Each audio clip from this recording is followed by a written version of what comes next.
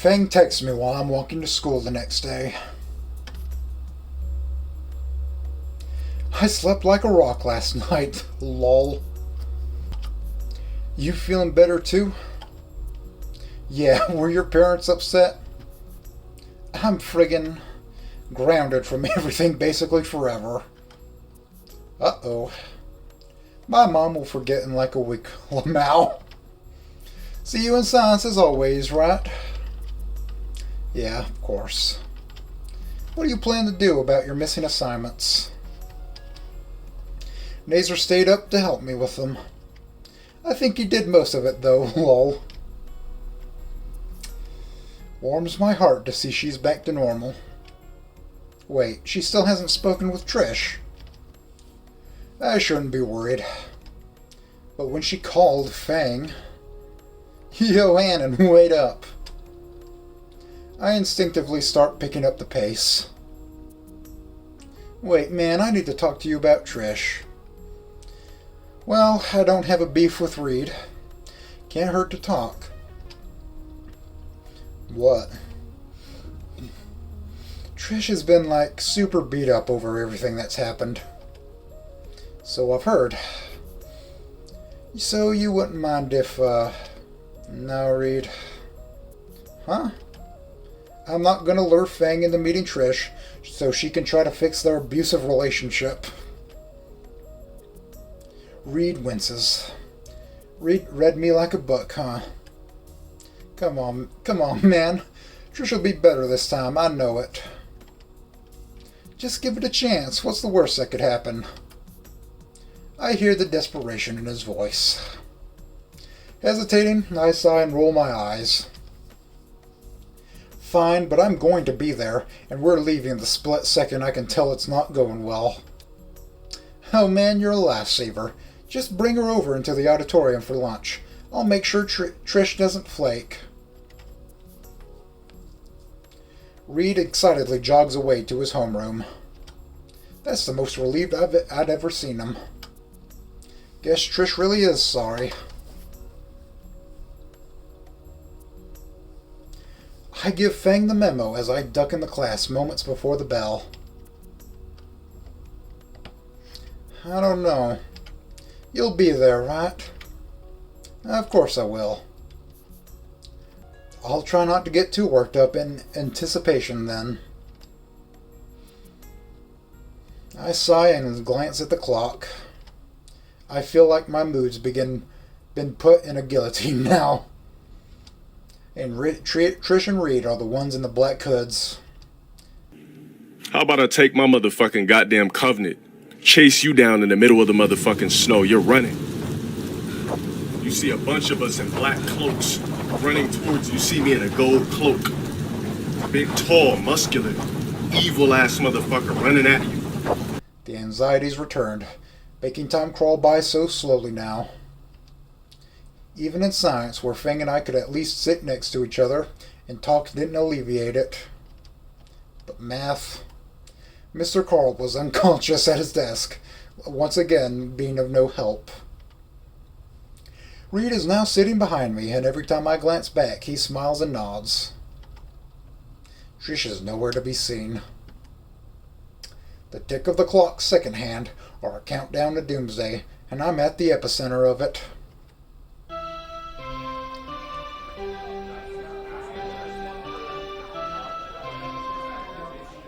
The lunch bell blares loudly, and I shuffle out from behind my desk.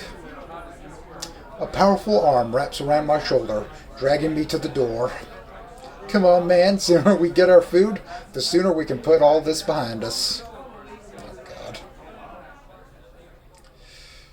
There's an edge of something to Reed's voice, making his words sound unnatural. My phone vibrates in my pocket. When I reach for it, Reed bumps me. What you want for lunch? What are they serving? Another buzz in my pocket. Well, I think it's mystery meatloaf and pizza today. And another. 1 second. Yo, the line's moving. I'm bumped forward in line by Reed. My phone is vibrating non-stop now. Reed, what are you? Just trying to get us some grub before we see Trish and Fang. Don't want to do this on an empty stomach, right? I get my phone out at last to see. Yo, so the pizza, right? Let's get the pizza. Reed, what is with you right now? I glance at my phone screen to see 10 messages, all from Fang. Reed pushes me forward and my phone hits the floor. God damn it, Reed. I got it, Anon. He scoops up my phone and pockets it.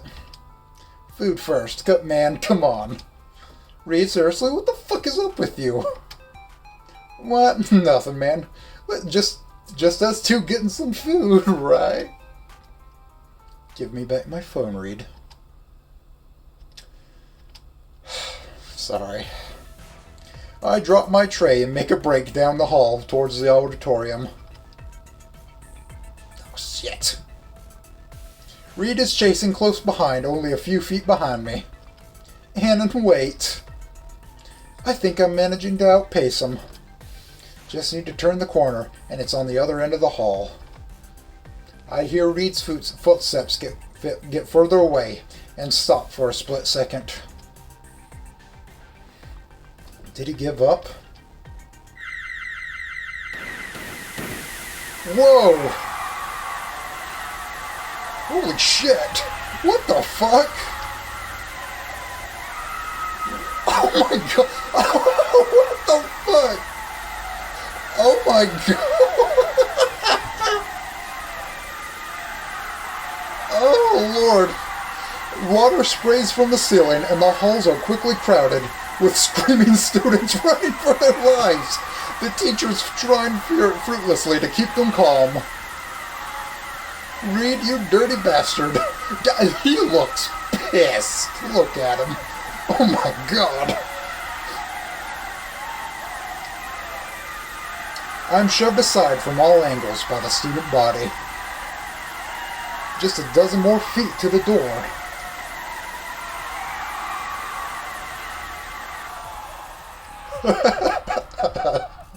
I finally managed to get my hand on the handle and... Oh, God! Oh, the musk, it's too much. Sorry, man. He's got me in a chokehold with one arm. Convenient. Reed opens the door with one foot to look in. You'll see, man, it's all going well. I can only watch the scene before me unfold.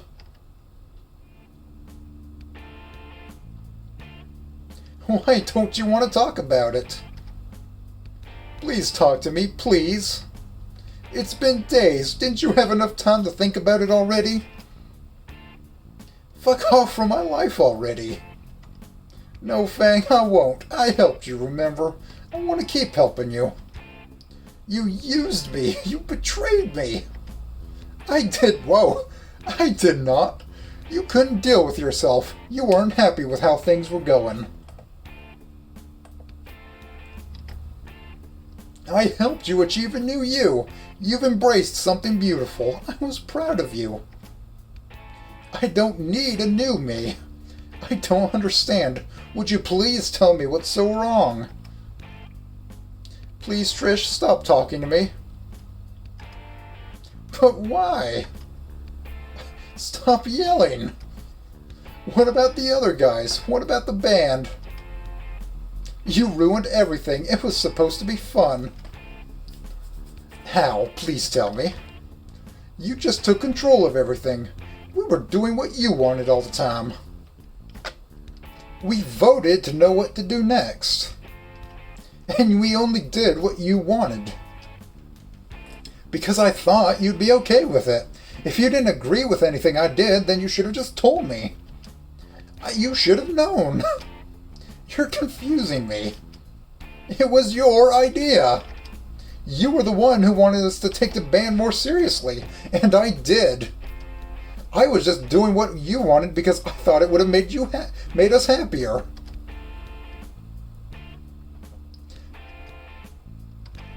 Reed's chokehold is making my wounds flare up again. Can I just die right here, please?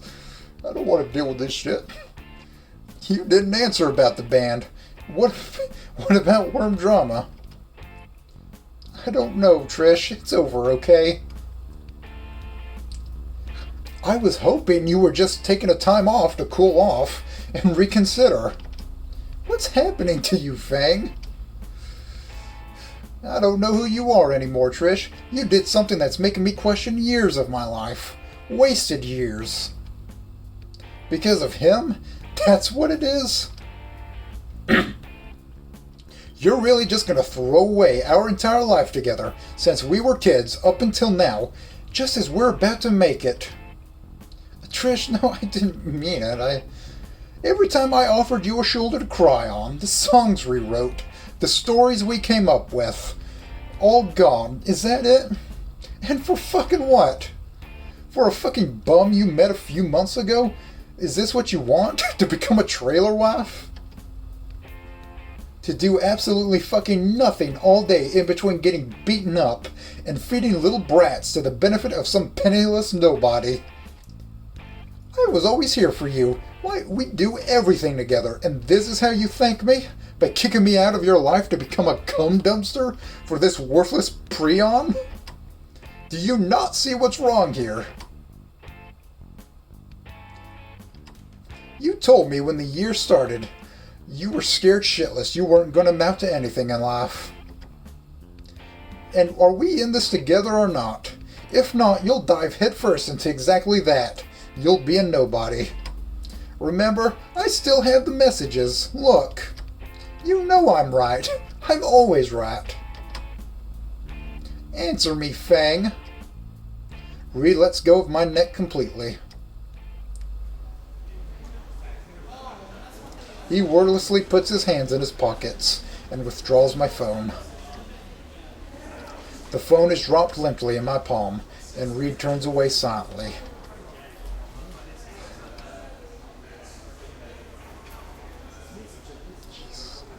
I only caught a glimpse of it, but I saw the disappointment in his eyes.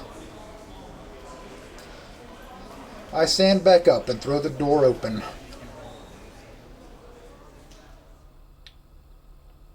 Silence washes over the room. Eventually, Fang takes a deep breath and lets it out before facing Trish again. Fuck off. Just fuck off from my life, Trish.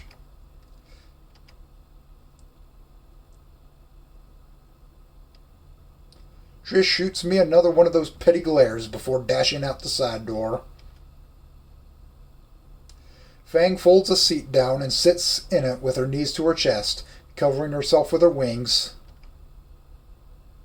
I sit next to her, and she starts silently weeping into her knees. I reach through the wings and find a hand to hold.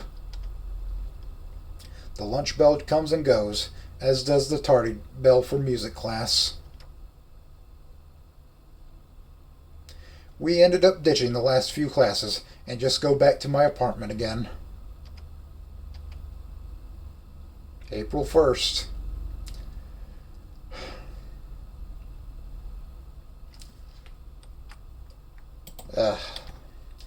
And there you have it. That's the whole game up until the ending you get. So I guess I'll continue on. Fang and I have been together for a month now. Things are going pretty well when we discount Trish's weekly attempts to talk with Fang. Rosa and Stella have helped with that. In fact, they've done a lot for our relationship. Between distracting Trish and giving us a space to just be together on the weekends away from everyone. Only downside to it is all the fucking gardening we have to do during our alone time. Still, things are good. And right now, I'm gonna win our prank war. She may have gotten with me with that stupid kiss prank. How the hell she found a mousetrap that small, I'll never know. Fuck. But I got a special petty treat for her today. For once, I can use my weaviness for the greater good. Hey, sweet tooth. What's shaking, honey? Fang groans at the pet name. Honestly, that hurt me to say, too. I consider using her mom's pet name, but after the last time, I don't want to tempt her. Phase 1 complete. She's too distracted to check the box in my hand. Want to play the Pocky game? How do you play that? Well, I hold one of these. I take one of the green sugary sticks from the box and hold the plain end by my teeth. What the fuck? Between my teeth. Then you have to take it with your lips. And try and bite as much as you can without touching my face. Well, with her face, that'll be kind of easy. Fang narrows her eyes in suspicion, and then cautiously moves her head towards mine. It's just chocolate.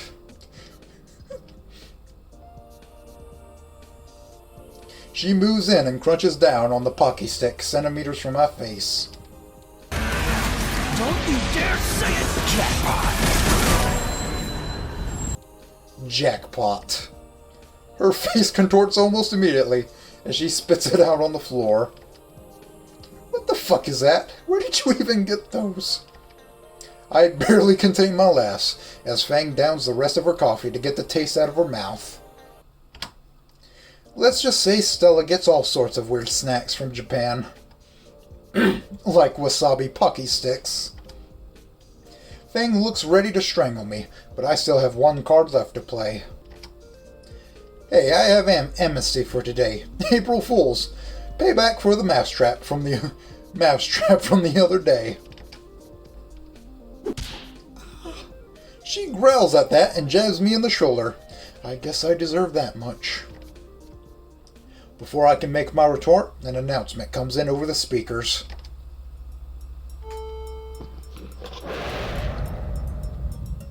Dear God, man. Alright, everyone, listen the fuck up. Next month will be what is possibly the highlight of your time here at Volcano High.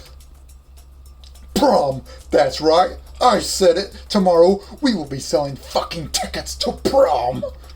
So get those formal fucking outfits ready. What was that noise?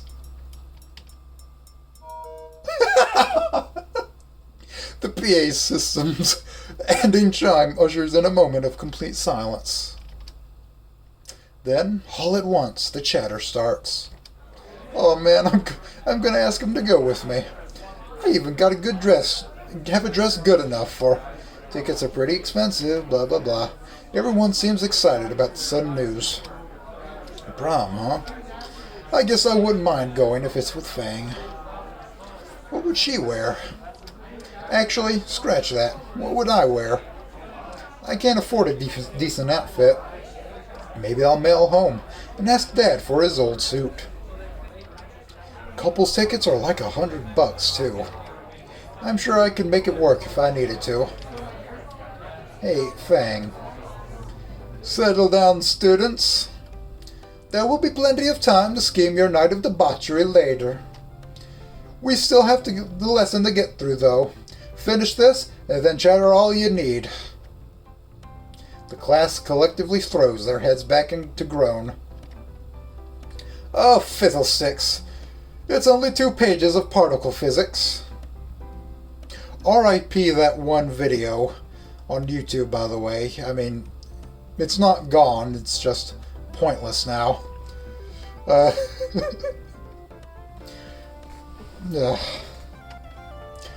You have a spare railgun in your railgun in your backpack?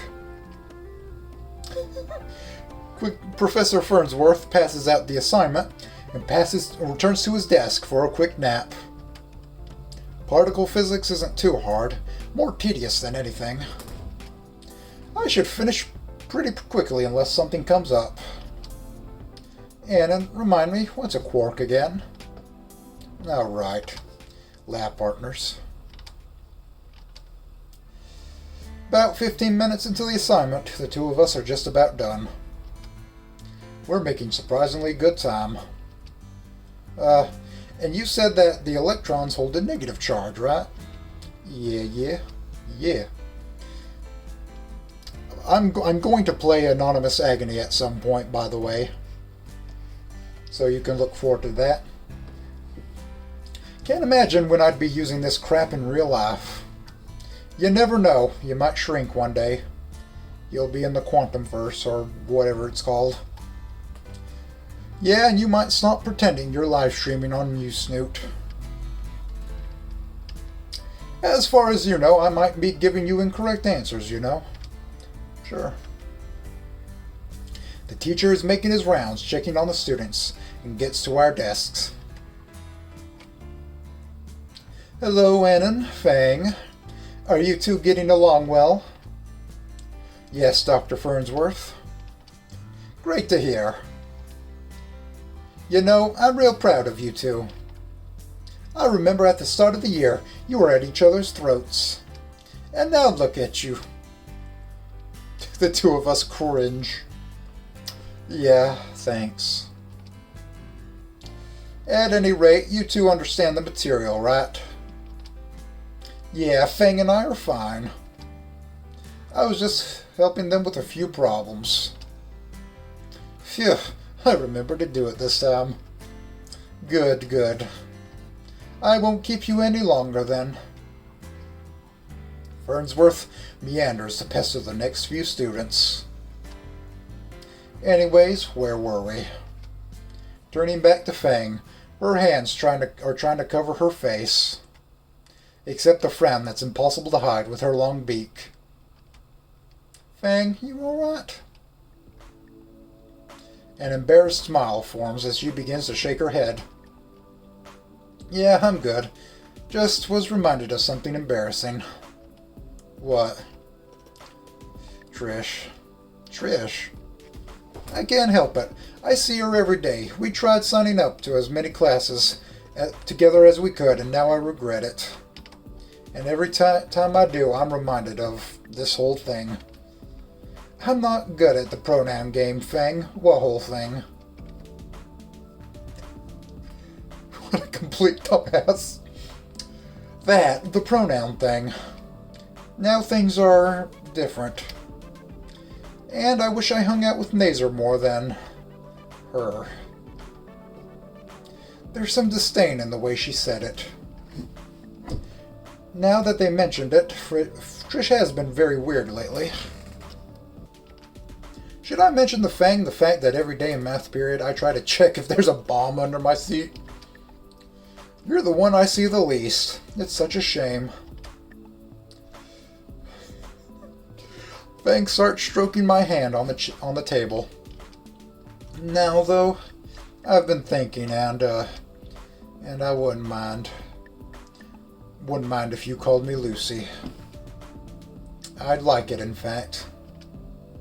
Are you sure? Mm-hmm. There's a fragility to their voice, a stiffness in her nod. But if Lucy would like it, then. All right, then, Lucy. She blushes again and looks away. I test her name a couple times. It's a nice name, really sweet, but Fang fits her more in my mind. Only you, though. I don't know if I'm comfortable with anyone else saying it yet. I see. Thank you for sharing that with me. Now the both of us are blushing. Well, if we're already in the moment, I may as well ask. Anyways, Flucy, don't stress yourself over it. Alright, right. Anyways, prom, right? Fang's amber eyes zero in on mine. Her pleading gaze bores through to my soul, and I feel the unstoppable urge to comfort her in any way possible. You, want to go with me? I watch as Lucy's face slowly grows redder and redder. Her lips turn from a thin line to an impressively massive grin. She tries to cover up her face with her hands. When that fails to hide her growing excitement, her wings engulf her upper body. A squeal of elation penetrates the feathered cage, accompanied by the staccato beat of boots stomping rapidly on the ground. Once the sounds of jubilation die down, Lucy lowers her wings. She takes a calming breath and shrugs nonchalantly. Yeah, it should be cool. Might be cool. The whole class is snickering and I have to fight back my own. Sadly, it was a foe far greater than I. Oh, up the shut fuck. Shut the up, man. You're my date. I'm allowed to be happy.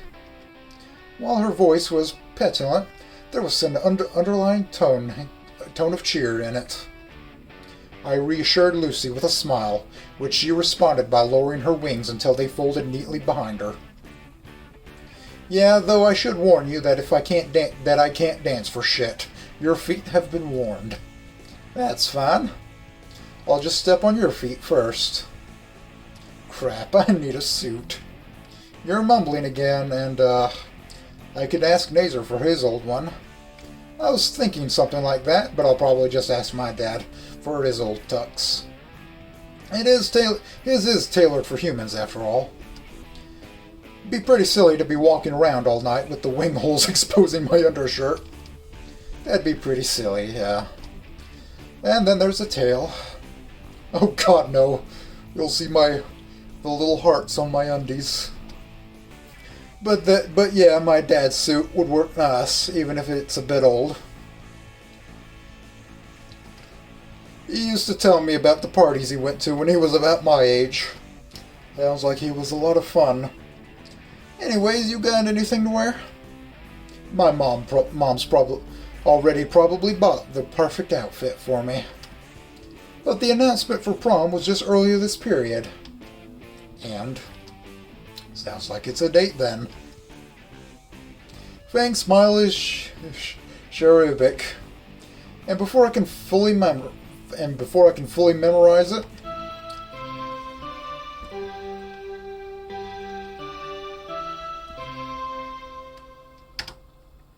crap, the assignment. We were mostly done with it anyways. I look at our mostly done sheet. Flipping it over, the backside has twice the questions and 4 times the blank spots. Mostly halfway? I simply sigh and drop the sheet. Finish it at my place. Sounds like a second date.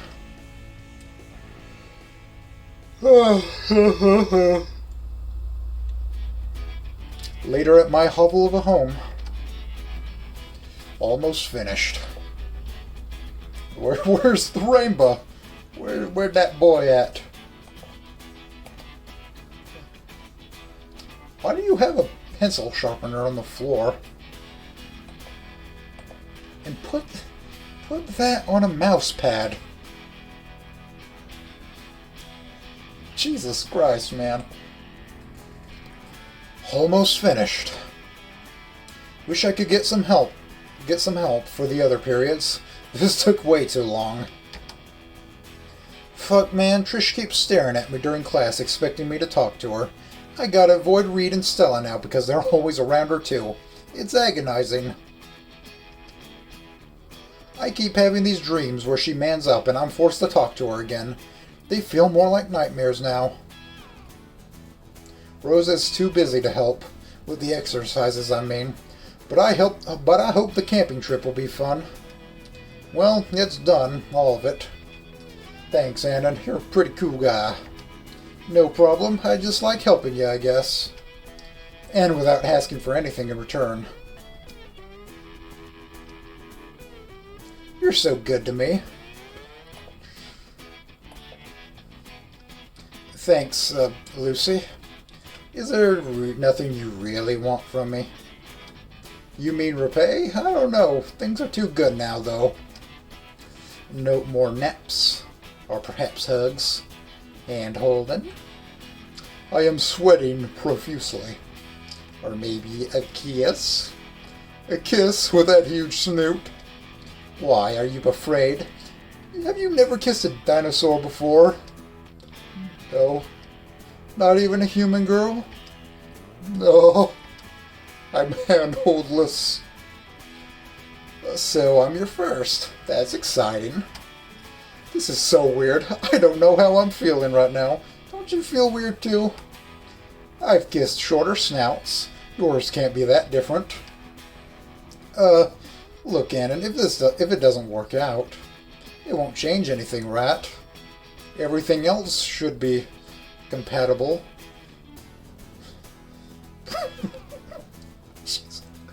Promise? Of course I promise. Get over here, you fucking pussy. Pussy boy. Okay. I won't bite, though I've never had human before. Okay, here it goes.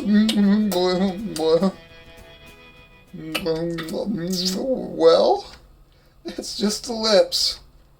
The tongue, come on. What are you doing? Your mouth hinges way back. I have to hang my jaw. Don't do that, it's stupid.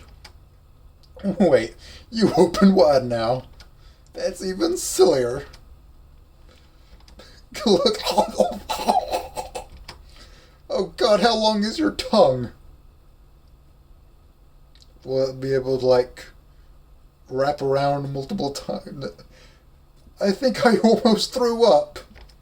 Oh God, I think I reached your tonsils.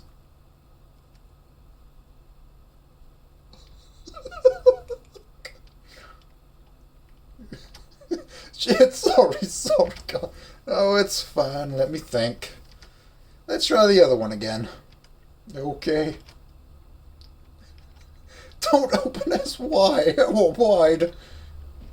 Wait. Tilt to the side like this. I don't know. I'll probably never get the hang of this. Really, I think it was nice. It was okay, I guess. Wait, seriously? Yeah, you're not a bad kisser. Bullshit. Seriously, here. Don't be shy now, Lucy. Oh, God. See, I'm getting better. Oh, God, I don't know what to do. I can feel your heart beating. It's so loud. Yeah, same. Ugh. It's been a few weeks since I asked Lucy out to prom. Gotta say, things are looking up for me right now. Everything's turning up, Anon. E-moose. Fang is really taking to helping Rosa with the school gardens. Rosa doesn't force me to help anymore, but I still frequently lend a hand. Just earlier today, Lucy and I were planting some that were set to bloom in just a few weeks. And now I'm setting up a pair of tents. Alone. Despite being in a group of 4. Today...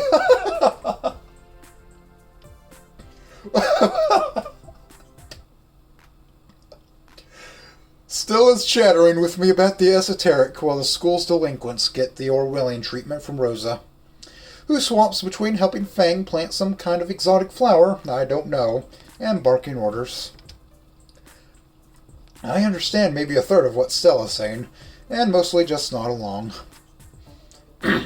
That's really important because the moon will be in perfect alignment for my divinations.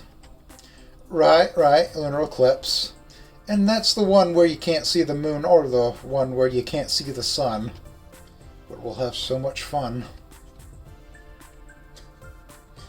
I miss Chowder. I miss watching that. You idiot. It's also called a blood moon for its color. It's a very important night for me, Anon. I feel as though my divinations will be at their best under its crimson glow. But camping? Oh yes, my backyard is very big. Long bus ride to school. but I see the stars at night so well, so Stella has slumber parties often. And we should go too. Why? We can go stargazing, Anon. Just imagine it. But camping? Can't we just... Come on, Anon. Don't you want to watch the stars together with me? Lucy's pleading eyes lock onto mine. All right. As long as we have tents. I don't want to deal with insects. As long... Me and my stupid mouth. Finn. I'm going to use that at the end of this series. Finally, I managed to get a post to just stick into the soft soil. 1 down, 19 to go. Ugh, and now Lucy's going to use those cute sad eyes whenever she wants something. And no alone time with her, since all the girls are working at the grill. Hey, you guys aren't just making dinner with that gross herbivore meat, right? Of course, I'm always prepared to serve guests. Wait, which ones were which again? What? If I bite into it even a single bug, your cards are going into the campfire. I will not eat the bugs, okay? I will own at least something.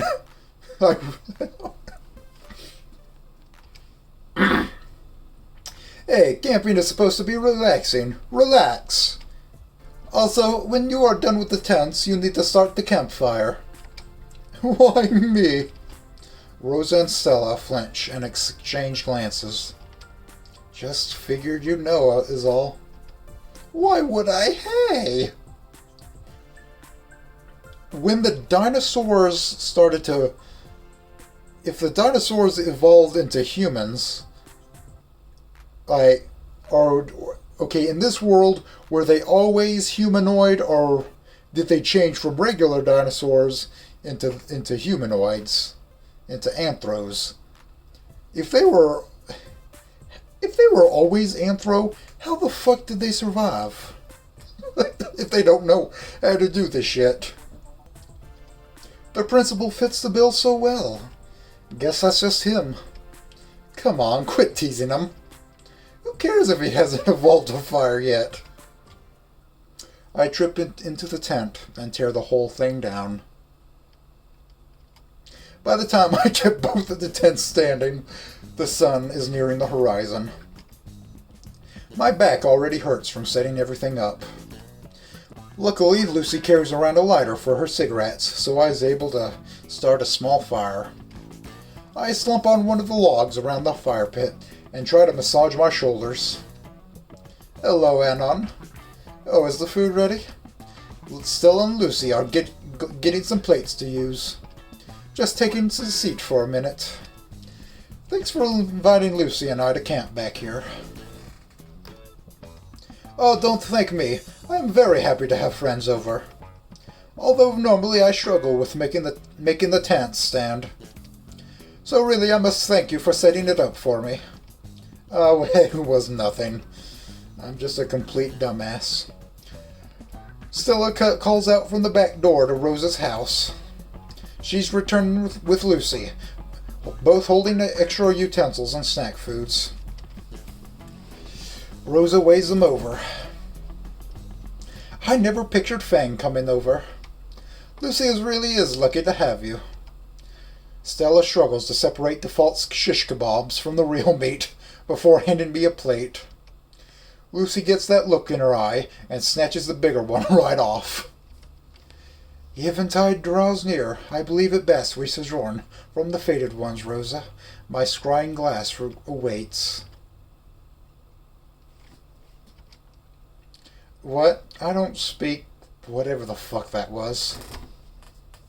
I believe Stella means that the sun is setting, and we need to go set up her telescope. Then why didn't she just say that? Rosa and Stella take their plates of imposter kebabs and start walking to the other end of Rosa's yard.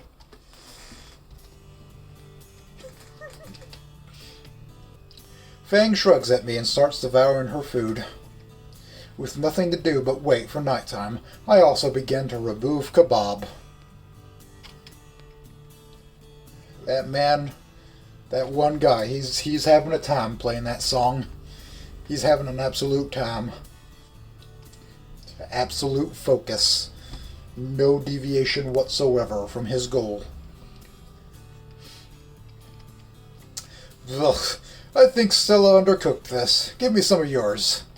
No way, you have your own. Well, I want yours too.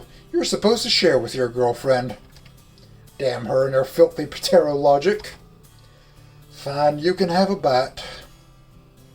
I hold out the meat on a stick for her.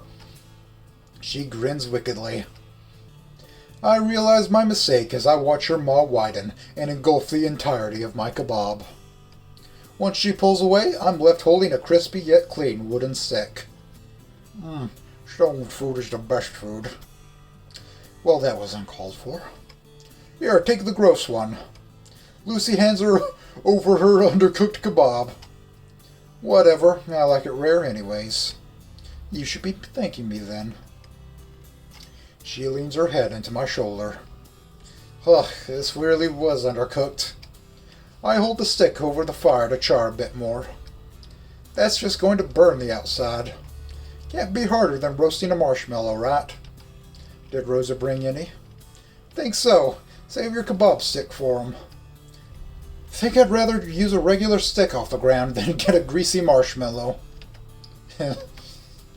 Lucy and I listened to the crackling of the fire for a few minutes. Somewhere in the distance, I hear Stella yelling at Rosa about leaving the telescope cap on. Rosa said earlier that I'm lucky to have you.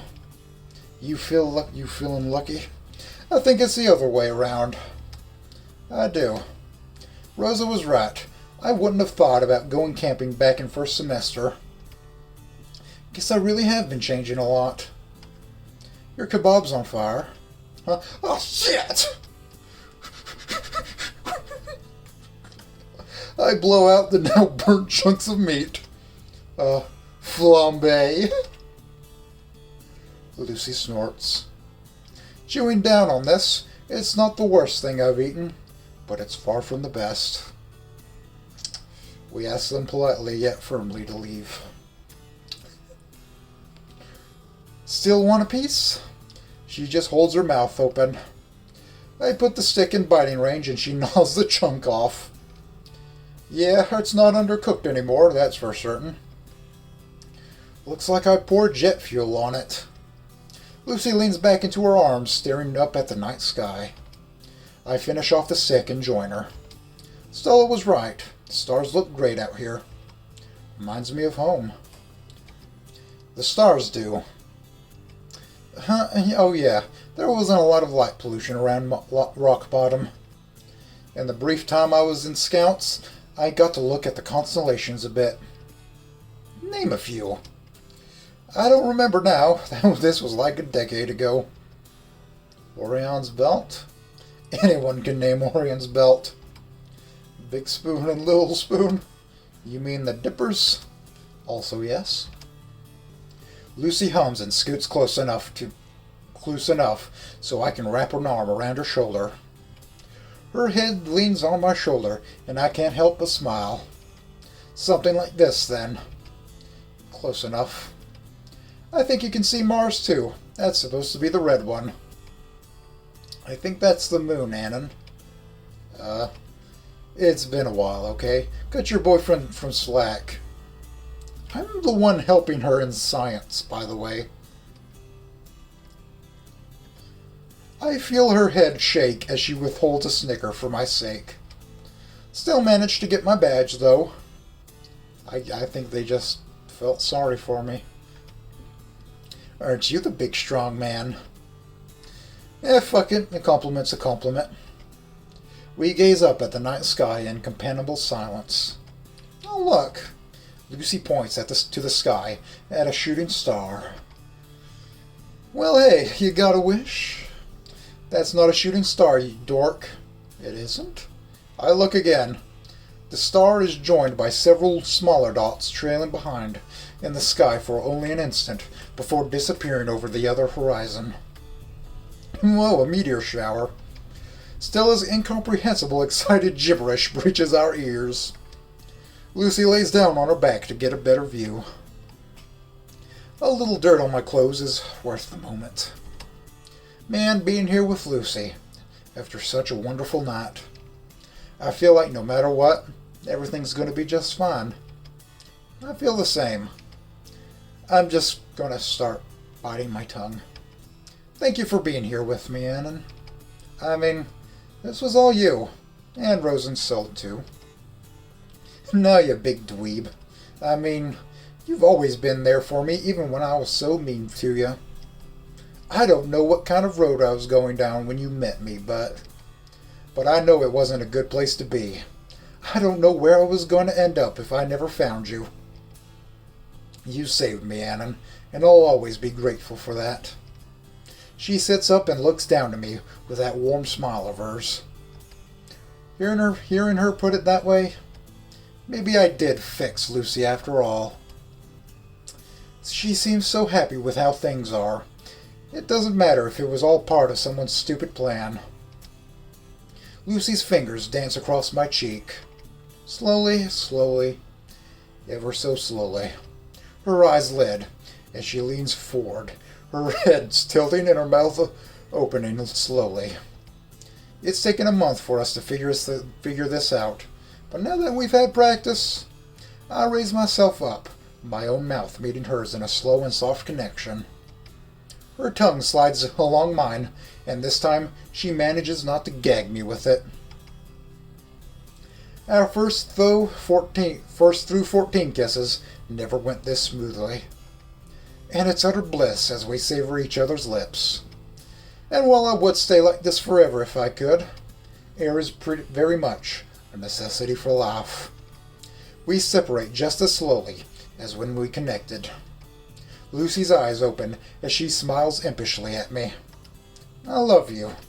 Yeah, me too. She giggles and lays down, her head resting on my shoulder, and her wing becoming a blanket as we look back to the stars. We stay laying a while longer, keeping the red moon company.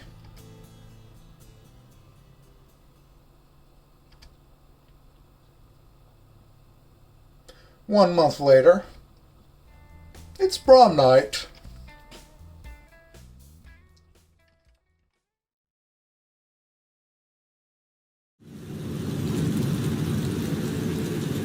Run, this is you, right? I'm me, this is you. Tackle you. Grab you. I call over rocks, signal them. Rocks come from behind you. I have all my covenant cloaks. Ripping off your clothes, your ass naked to snow, stuck. Like this. Just stuck, and they'll hold you there.